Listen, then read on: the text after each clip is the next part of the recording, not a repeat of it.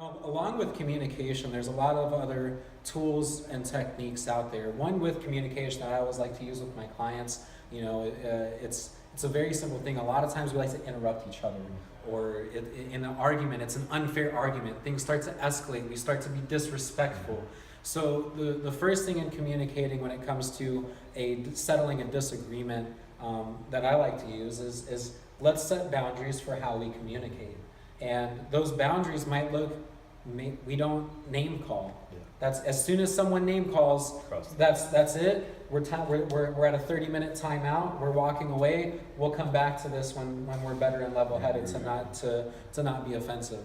Sometimes those boundaries might be, we are gonna sit while we talk, because when I stand, I get very animated and big, and then you can make someone feel very small, and then it's not equal. So sometimes sitting down at a table or sitting down on a couch or in a chair, even on the floor facing each other, can be a way of coming down to a mutual level of respect to communicate.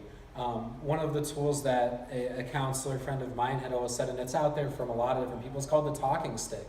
It doesn't have to be a stick, it can be any object. This works great for relationships. If you're going, if there's always a time where you can't finish a sentence, or you can't, everyone's interrupting each other, get a simple object and you make that rule, again, a boundary rule. Whoever has this object is the one who gets to speak, and everyone else has to listen.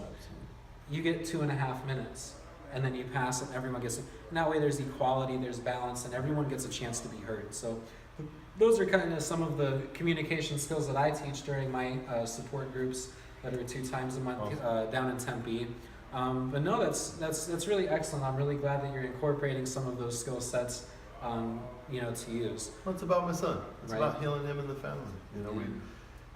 We've been through a lot in this, and our biggest thing was to make sure that it didn't define us. Right. And one thing I learned from my kid was what's most important to me is legacy. Right. It's not about, who drives the coolest bike or the best car. For me, it's legacy. I want to know that my kid is still proud of me when I'm gone.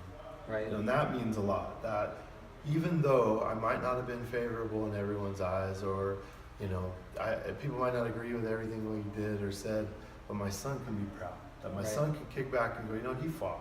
He worked hard, and no matter what, he didn't quit, and that means the most to me. Right. No, that's great.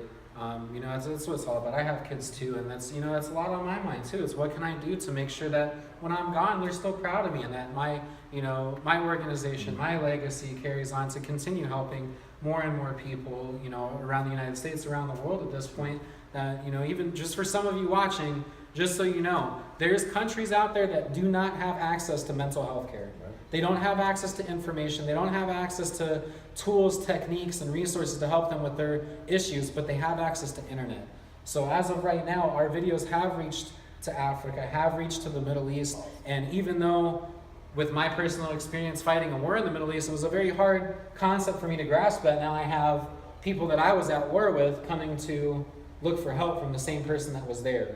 And I've had those conversations with a couple people through the page, and it's about love, it's about unity, it's about connection. And if we can come together as a collaborative community, we can really start to see the beneficial factors for everyone involved. Chris, let's get back to the CBD. I really want to focus on that for the rest of our interview. Sure.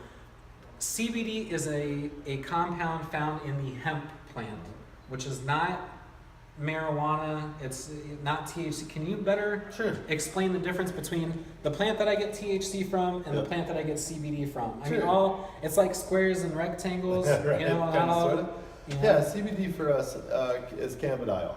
Okay. Cannabidiol is found also in cannabis. It's found in hemp. It's found in flaxseed. It's found in a couple other plants that are found here in our country. Pause. So if you put flaxseed in your smoothie, but you hate cannabis, you're wrong. Hippie. Great. Hypocrite. Anyways, how that fun? It's great. So the difference to me, the way I explain it, I kind of attack it from a chef standpoint. I have 25 years in the kitchen, so it makes sense. Hemp, cannabis, red tomato, yellow tomato. We got the same family, we got different genomes. They have different purposes, they do different things. So while hemp has a high content of CBD, now has a lower content of THC, cannabis is the opposite. Not that you can't get high content CBD, low THC in the cannabis, it's just strain specific. Right. So what we're doing with cannabis, we have now found out how to do with hemp. Awesome. People think hemp, they think rope, they think fiber, which is great. Don't forget those aspects. There's 50,000 other products and ways that we can use this plant. Right. No, and this is the thing.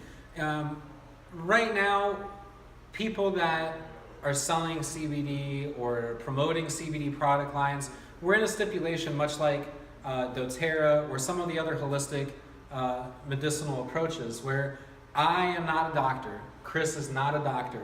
I cannot diagnose you or diagnose anyone for that matter and tell them this product will make you better. What I can say is that I've spoken to a lot of people with the same issue you're having, and all of those people have seen a very, very positive benefit from utilizing this, and this product. It's kind of a dancing around thing. It's finding what works for you. My personal testimony is that I use CBD concentrates to get off 15 pharmaceutical drugs.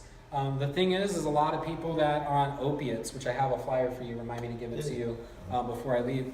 This opiate epidemic is horrible right now. People are dying at an alarming rate because of heroin. And people think heroin and shooting a needle up, and it's not that way. We're starting to understand a little bit more. That's your Oxycontin, that's your Percocets, that's your fentanyl, that's your morphine patches. It comes in a variety of forms. Your codeine is a form of heroin. It's so easy to get addicted to it that you won't know. And I can say that because I've been there. I've been there 5 different times. See, I've had 5 different joint surgeries, and every time I've had one, I get put on a overwhelmingly amount of 20 milligram oxycodones. And they give me enough that is literally, when I look at it, is enough for like someone to OD on if they decided to take all of them at once or took too many of them. And 5 times in a row, 4 times I've gotten off them. The 5th surgery, I took them for 2 days and decided I'm going to rely on CBD and cannabis, and if whatever my pain level's at, that's what I'm going to roll with. And it might suck, but I know for my body, I'm better off in the long run without going down the psychological issues I have with Oxycontin. For me, CBD products using the RSO, the very concentrated versions of the CBD, got me off of being addicted to painkillers straight out of the military before one of my other surgeries that they put me back on them. I was up to taking 25 to 35 milligrams a day. For those of you that don't know, that's about 3 10 milligram pills a day plus another one here and there if I decided to take 2 at night to go to sleep. That's mixed with also Zoloft, Buspar, Etalact, what's the gabapentin, a lot of these other, the rainbow of pills the military puts you on. If you're a vet, you know exactly what I'm talking about, and probably half of those you've listed you're either on right now or have been or got off them just like me, and I hope that everyone gets off of them. But the RSO is what got me off of all of those pills. That right now is my little go-to. When I think of I need to take an oxy, I go to my RSO. We'll be offering RSHO here within the next couple And what of is days. that? Our farm is producing RSO from hemp. Awesome. So we've taken our flower, which honestly, if I showed you pictures of some of the flower, you would probably get it confused with cannabis. Purple and crystals and trichomes and just gorgeous, gorgeous flower. And we're making RSO from it. It should be here any time.